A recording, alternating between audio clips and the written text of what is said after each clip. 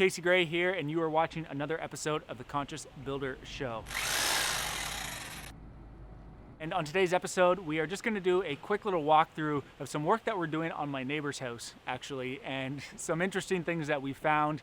And even though we've been in this industry, I've been in this industry for 17, going on 18 years now, we still find new things, and there's always something new that we find in a lot of houses. So in this case, we're working on a 20-year-old house, which is not common for us. We're usually working on, 60, 70, 100-year-old houses in a lot of the work that we do. But in this case, it's 20 years old, and they had wood windows installed. So what started the conversation with our neighbors is that they had some rotten wood and some rotten windows, and they wanted us to look at it. And unfortunately, the tricky thing with water is that you don't really know where it's coming from a lot of the time until you start ripping things apart. And unfortunately, when you start ripping things apart, you start to find more issues. And in this case, that's what happened. We're just waiting for a siding installer to come in, but I'm kind of going around and repairing some of the trim work on the exterior. The original wood trim work to the house. Some of it's being replaced, some of it's being repaired and just repainted. At the front here, most of it's just going to get repaired and repainted, but there was a few sections that had some extensive water damage. Up top, it's just a flat piece of wood with no cap or no slope, so water was just sitting up there and dripping in behind all the trim work. So the soffit in here was all rotted, and then it's been working its way down, so it rotted out the two feet at the bottom as well.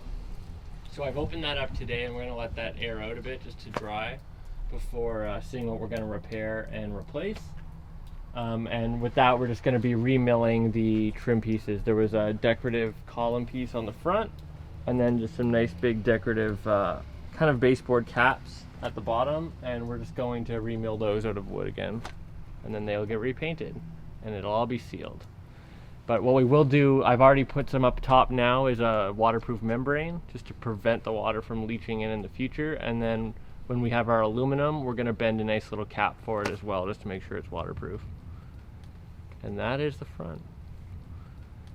And then as you can see up top, our Pella's already been in, and they've installed the new windows. Next week is when the siding installer is scheduled to start, so they'll go up and remove all the old wood siding and install Maybec siding on top of it. But prior to the Maybec, they'll check, make sure there's no water damage, and repair and replace anything that they need to.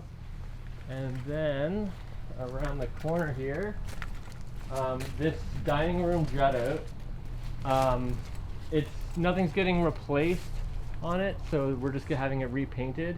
So prior to that, once again, I've kind of gone around. There was some extensive rotting at the bottom of some of the smaller trim details. So I've removed those, and I've used a wood petrifier, so it soaks into the wood fibers and hardens. And then after that, you go and you mix a 2-part wood filler epoxy, and you apply that on top to try and rebuild out the wood that has rotted away. So I've done one application today. Once that cures, I'll kind of clean it up, sand it, do a second application to help build it out because it has to come out so much. And then that will get sanded and kind of chiseled and sanded to mimic the detail that was here originally. And that way it'll look the exact same, but it will all be replaced with epoxy as opposed to wood. And then over on the back, Pella's already come in. They finished the lower windows here and here, and then they've replaced the windows in this living room jut out. So for this one, the wood was almost all completely rotten. So what I'm going to end up doing is just finish removing the corners, and we're just going to completely remill and replace everything here. Most likely probably with a PVC, just to prevent rot in the future. It's a little bit more susceptible to rot because up above it is a kind of a patio on the second floor coming off the master bedroom. So this is the patio where the patio door is going to be. We're just waiting on that to come in. The windows have all come in already. So they already got that in and did their waterproofing, but then the roofer, once they rip this up, they're gonna put their waterproofing membrane, and it's going to go up and wrap actually underneath the door, just to make sure that nothing in here is going to have water damage again in the future. But in regard to the wall assembly, it's a little bit different. So behind the siding, there was tar paper, and then there's no sheathing on the house. What it is you have a 2x4, and then a 2x3, and then another 2x4 on the outside to create your 5.5 inch 2x6 wall assembly. But they're staggered, and they've gone in and put in these sheets of EPS foam as their insulation, which is a little unusual. Usually you would see fiberglass, or nowadays you'll see Roxol. So it seems like, I believe the house was built in the 90s.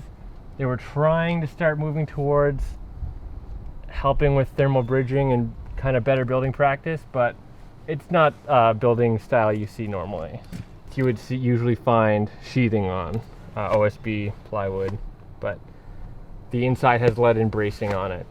So structurally everything's fine. It's just always nice to have that extra layer for attaching and for waterproofing. So what the siding installers are going to do is they're going to remove everything and then put on Tyvek.